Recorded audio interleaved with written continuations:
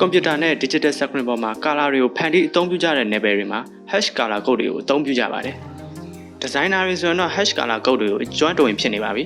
။ hash color code တွေဘယ်ကစခဲ့တာလဲ။ဘယ်သူကတည်ထွင်ခဲ့တာလဲ။ကွန်ပျူတာကဒီ color code တွေကိုဘယ်လိုနားလည်တာလဲ။လူတွေကအရာကိုမျက်စိနဲ့မြင်ပြီးခွဲခြားနိုင်ပေမဲ့ကွန်ပျူတာကတော့အနီအစိမ့်ဆိုတဲ့စကားလုံးတွေကိုမမြင်နိုင်ပါဘူး။ကွန်ပျူတာကနံပါတ်တွေနဲ့သာအလုပ်လုပ်နိုင်ပါတယ်။ဒါကြောင့် digital screen ပေါ်မှာပြသမယ့်အရာတွေကိုနံပါတ်တွေအဖြစ်ကိုးစားပြုဖို့စနစ်တစ်ခုလိုအပ်လာခဲ့ပါတယ်။ color code တွေရဲ့အခြေခံအယူအဆက RGB red green blue color model တွေကနေစတင်လာတာပါ။ RGB စနစ်ကို19ရာစုအတွင်းယူဗဗေဒပညာရှင် James Clerk Maxwell ရဲ့အယောင်အလင်းဆိုင်ရာသုတေသနတွေကနေအခြေခံပေးခဲ့ပါတယ်။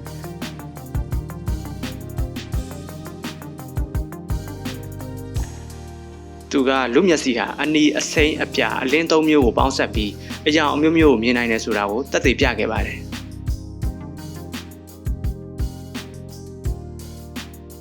ဒီအယူအဆကိုနောက်ပိုင်း television, monitor, smartphone screen တွေမှာအသုံးပြုကြတာပါ။ hash color code တွေကိုလူတဦးတွေကတီထွင်ခဲ့တာမဟုတ်ပါဘူး။ computer graphic နဲ့ web standard တွေဖွံ့ဖြိုးလာတဲ့1980 1990 ကာလတွေမှာ computer science တွေsystem programmer တွေနဲ့ hardware engineer တွေကသတ်မှတ်သုံးစွဲခဲ့ကြတာပါဒီလိုနဲ့ W3C ကမ္ဘာလုံးဆိုင်ရာ web ကွန်ရက်ပူးပေါင်းအဖွဲ့အစည်းကြီးက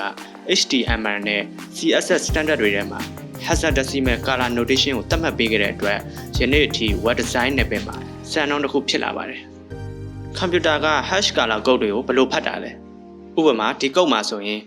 ရှေ့ဆုံးနှလုံးကအနီရဲ့တန်ဖိုးအလယ်နှလုံးကအစိမ်းရဲ့တန်ဖိုးနောက်ဆုံးနှလုံးကအပြာရဲ့တန်ဖိုးဖြစ်ပါတယ်ကျွန်တော်တို့နေ့စဉ်သုံးနေတဲ့ decimal system က3ချမ်းကနေ9အထိပဲရှိပါတယ် hexadecimal system မှာတော့3ချမ်းကနေ9အပြင် ABCDEF ထပ်ပေါင်းပြီး16ခုရှိပါတယ်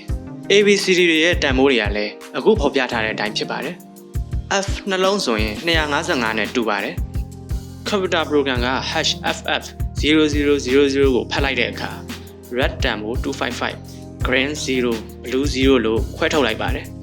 ပြီးရင် screen ပေါ်က preset တစ်ခုချင်းစီမှာ red LED ကို 100% green နဲ့ blue LED ကို 0% အဖြစ်ထိန်းချုပ်ပေးပါတယ်ဒါကြောင့်ကွန်ပျူတာက #FF0000 ကိုဖတ်ပြီး 100% အနီရောင်အဖြစ် screen ပေါ်မှာဖော်ပြပေးပါတယ် RGB channel တစ်ခုစီမှာ0ကနေ255အထိတန်ဖိုး256ခုရှိပါတယ်ဒါကြောင့် RGB color channel 3ခုပေါင်းစပ်မှုကနေအယောင်ပေါင်း 16.8 သန်းကျော်ကိုဖန်တီးနိုင်ပါတယ်မိတ်ဆွေတွေရော hash color code တွေကိုဘယ်နေရာတွေမှာအသုံးပြုနေကြလဲ comment မှာဆွေးနွေးသွားလို့ရပါတယ်